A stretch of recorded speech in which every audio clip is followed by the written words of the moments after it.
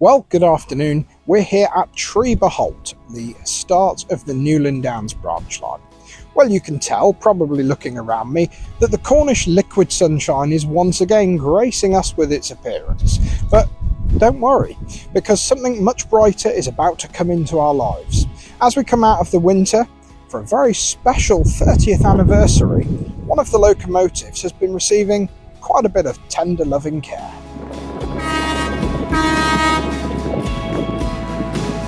Named after the founder of the Lappa Valley, Eric, our beloved blue engine, has been away backed for the first time since its building in 2008 for a lot of tender loving care. It's had a major engine service, a major hydraulic service, new wheels, new axles. All of the bottom end has been rebuilt to ensure it's in prime peak tip-top operating condition, ready for hopefully many years ahead.